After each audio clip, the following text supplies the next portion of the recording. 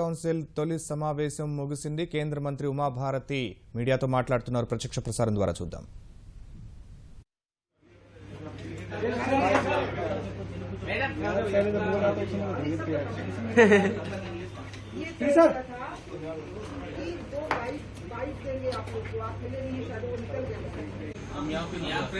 हाँ, और ये प्रेस मीट मैंने बुलाई है, वो मैं बता देती हूँ।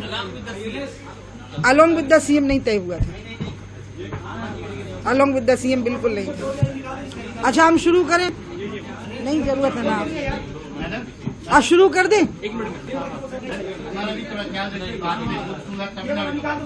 अरे रुको बाबा, अभी अरे बोलो ना, शुरू कर दूं? नहीं, वो जब तक नहीं कहेंगे नहीं कर दूं।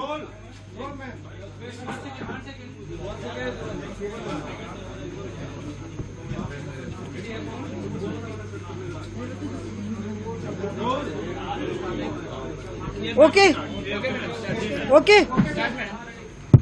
आज तेलंगाना और आंध्र प्रदेश के मुख्यमंत्री महोदयों की बैठक हुई है। ये तय हुआ था कि जब वो निकलेंगे तो आप लोग बाइट ले लेंगे और यहाँ मैं आपको संबोधित कर दूंगी। और 3 मुद्दों पर सहमति हो गई और इतना आनंद का वातावरण में सहमति हुई। काउंसिल की बैठक थी ये कि एक टेलीमेट्री सिस्टम लगेगा, टेंडरिंग प्रोसेस उसकी हो गई है बहुत जल्दी। एक ज्वाइंट टीम बनेगी, दोनों ने बहुत प्रसन्नता से प्रस्ताव रखा और उसमें दोनों राज्यों के अधिकारी भी रहेंगे, इंजीनियर्स, और केंद्र के भी।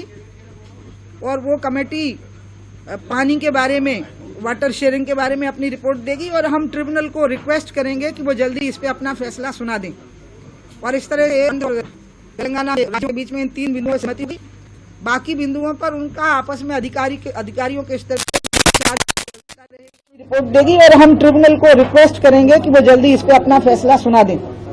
और इस तरह से आंध्र और तेलंगाना के राज्यों के बीच में इन 3 बिंदुओं पर सहमति हो गई। बाकी बिंदुओं पर उनका आपस में अधिकारियों के स्तर पर विचार चलता रहेगा। हम चाहते हैं आज जो बैठक उड़ीसा और छत्तीसगढ़ की हुई, जो बैठक आंध्र और तेलंगाना की हुई, और जो कर्नाटक और तमिलनाडु के बारे में जो समस्या सामने आई है, ये दोनों राज्यों की तो मैं समस्या नहीं कहूंगी क्योंकि हमने समाधान के रास्ते निकाल लिए चारों राज्यों के साथ, छत्तीसगढ़ और उड़ीसा के साथ। और आंध्र और तेलंगाना के दोनों मुख्यमंत्री पुराने साथी रहे हैं, इसलिए बड़ी शांति से समाधान उनका भी हो गया। लेकिन कुल मिलाकर के जो राज्यसभा में बात आई है और लोकसभा में भी जो कई बार बात आई है, जिसके बारे में अटल बिहारी वाजपेयी जी की सरकार के समय पर से एक चिंता भी चली है कि एक नेशनल वाटर पॉलिसी हो और उस पर राज्यों की सहमति हो। और इसके लिए यहाँ तक कि राज्यसभा के कई वरिष्ठ सदस्य तो यहाँ तक गए कि वाटर को कंकरेंट लिस्ट में आना चाहिए, ऐसा उनका सुझाव था। लेकिन हमें कोई रास्ता निकालना पड़ेगा। नदियों और पानी के बंटवारे को लेकर के समाधान परक रास्ते बने रहे। और इसमें आज तेलंगाना और आंध्र प्रदेश ने एक आदर्श उदाहरण प्रस्तुत किया है, आपस में एक दूसरे के राज्य की चिंता की है। जो तय हुआ था कि मैं आपको किसी दूसरे विषय पर ब्रीफ करने वाली थी और बाहर आपको दोनों मिलने वाले थे, तो कहीं कंफ्यूजन हो गया। मैं तो इसके लिए आज आपको बुलाई हूं कि आज एक क्रांतिकारी निर्णय हुआ है कैबिनेट में और मुझे निर्देश हुआ कि मैं उसकी जानकारी मैं दूं आप लोगों को। मैडम, पहले ये 3 मुद्दा ना, ये 3 मुद्दे अच्छा, ये एक तो एक टेलीमेट्री सिस्टम लग जाएगा जहां जहां वो कहेंगे वाटर गेजिंग के लिए। और दोनों राज्यों ने मांग की है इसकी कि कितना पानी किस नदी से निकल रहा है और कितना किस राज्य में जा रहा है। दूसरा, एक ज्वाइंट कमेटी बन जाएगी जिसमें कि दोनों राज्यों के इंजीनियर होंगे और हमारे केंद्र के भी जल संसाधन विभाग के इंजीनियर के विंग होंगे। और वो उस पूरी वाटर के बेसिन की पूरी वाटर अवेलेबिलिटी को असेस कर लेंगे, स्टडी कर लेंगे। उस स्टडी के साथ हम ट्रिब्यूनल को वो स्टडी हम भेजेंगे और हम ट्रिब्यूनल से आग्रह करेंगे कि वो अपना फैसला सुना दें किस राज्य का कितना पानी है, ताकि अपने अपने राज्य अपने अपने प्रोजेक्ट का निर्माण करें। और ये दोनों राज्यों ने ही अपनी सहमति दी है, इसलिए मैं घोषित कर रही हूँ और इसमें कहीं कोई दिक्कत नहीं थी। और इसके अलावा मुझे इस विषय पर नहीं बोलना है। तो नहीं, जो बात मैंने फिर कही वो तीन है, टेलीमेट्री, ज्वाइंट कमेटी और फिर ट्रिब्यूनल के सामने कमेटी को प्रस्तुत करके तो ट्रिब्यूनल से आग्रह करना डिसीजन सुनाने का। इसके अलावा इस पर मुझे नहीं बोलना। माननीय सुप्रीम कोर्ट ने हमें आदेश दिया था, हमारे को आदेश दिया था कि काउंसिल बैठे, दोनों राज्यों के मुख्यमंत्री बैठे और हम बैठे और हम कोशिश करें कि आपस की बातचीत से समाधान हो जाए। तो आज तीनों का प्रयास हुआ, माननीय मुख्यमंत्री आंध्रा का, माननीय मुख्यमंत्री तेलंगाना का और वाटर रिसोर्स मिनिस्ट्री का आपस में एक प्रयास हुआ कि बातचीत से और संवाद से ही आपस में ये मामला सुलझ जाए। तो इसलिए उसका ये रास्ता निकाला गया है, टेलीमेट्री सिस्टम, ज्वाइंट कमेटी और रिपोर्ट का प्रस्तुतिकरण ट्रिब्यूनल के सामने। अब आप लोगों को मैं इसके अलावा इस विषय पर बोलूंगी नहीं, क्योंकि ये इस पर फैसला न, कोई मीटिंग नहीं होगा। हम आपस में जब बात करना होगा हम करते रहेंगे। ज्वाइंट कमेटी का पर्व्यू क्या, वो प्रोजेक्ट्स का मेंटेनेंस भी देखेंगे? अभी सिर्फ वो वाटर की शेयरिंग को देखेंगे, किसके हिस्से में। Since you mentioned about the Supreme Court direction, and yesterday Supreme Court gave a very clear direction to the Union of India regarding the appointment of Kaveri Management Board within 4 weeks. How soon you will be able, whether you will be able आज की press में मैं कावेरी के बारे में एक शब्द नहीं बोलूंगी, क्योंकि आज की बैठक जो हुई है वो आंध्रा और तेलंगाना के बीच में हुई है और उसका शांतिपूर्ण समाधान हो गया। Let me come to next. आज कैबिनेट में एक बहुत महत्वपूर्ण बात आई।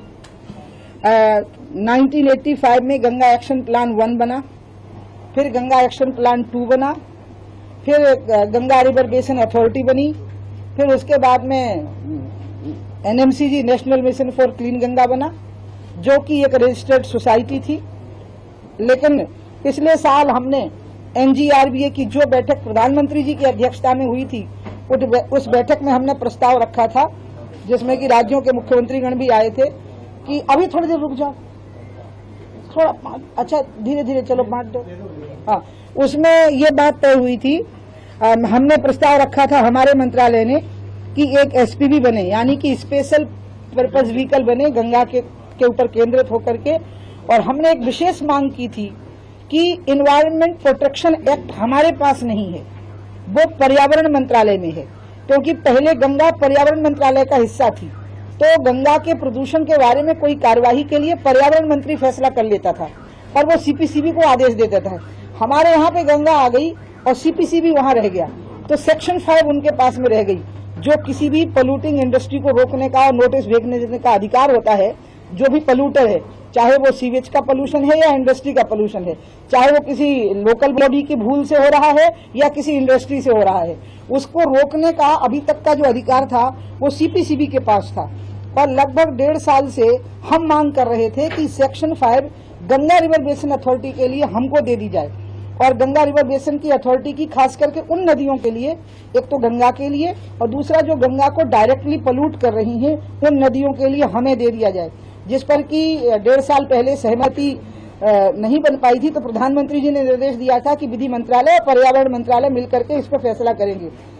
अभी एक 1.5 महीने की प्रैक्टिस एक चली कि NMCG का और एम्पावरमेंट किया जाए, और इसलिए अब एक बहुत क्रांतिकारी फैसला हुआ है गंगा में और तेजी से काम करने के लिए, कि अब जो अथॉरिटी गठित होगी, national mission for clean Ganga, अब ये सोसाइटी नहीं होगी, एक अथॉरिटी होगी।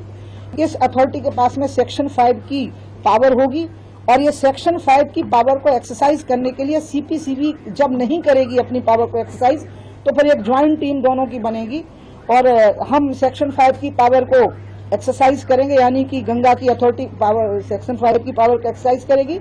दूसरा, इसको बहुत सुंदर सिस्टम में बनाया गया है, जिसमें कि एक नेशनल काउंसिल फॉर गंगा होगी, जो समय समय पर बैठेगी और एक परसेप्शन देगी, जिसके अध्यक्ष प्रधानमंत्री जी रहेंगे, और इसमें एक टास्क फोर्स होगा जिसके अध्यक्ष वाटर रिसोर्स मिनिस्टर होगा, और जिसमें संबंधित मंत्री इसके सदस्य होंगे।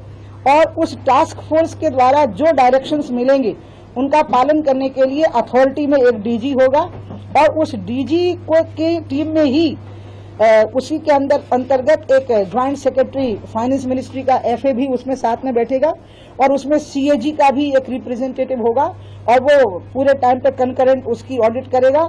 इसका सोशल ऑडिट भी होगा और अथॉरिटी अपने आप में टास्क फोर्स के आदेशों के पालन करने के लिए पूर्णतया स्वतंत्र होगी और उसको साथ में सेक्शन 5 की भी पावर उसको रहेगी।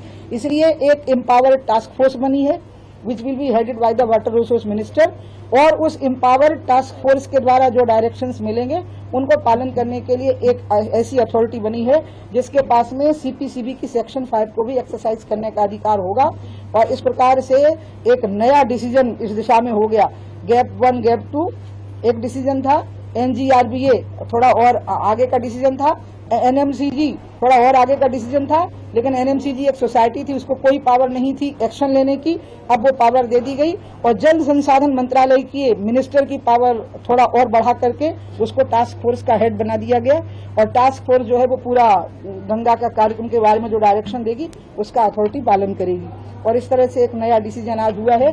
इससे मुझको लाभ जो होने वाला है वो ये होगा कि जो 22 नाले हमें बताए हैं जो 90% लोड गंदगी का क्रिएट कर रहे हैं, जिसमें इंडस्ट्रियल एफ्लुएंट भी है और जिसमें सीवेज की गंदगी भी है, CPCB ने हमें लिस्ट करके बताया है कि ये 22 नाले हैं जो 90% गंगा के लिए गंदगी कर रहे हैं। उन 22 नालों को टैप करने के लिए 11 प्रायोरिटी टाउन हमने चुने हैं जिन पर अगले हफ्ते से ही अब हम टेंडरिंग की प्रक्रिया में आ जाएंगे हाइब्रिड एनओटी के ऊपर और एक नए प्रकार का इनिशिएटिव होगा जो दुनिया में भी अभी बहुत 2-4 ही नदियों के ऊपर हुआ है और उसको बहुत तेजी से काम करने के लिए एक स्वतंत्र संस्था की जरूरत थी।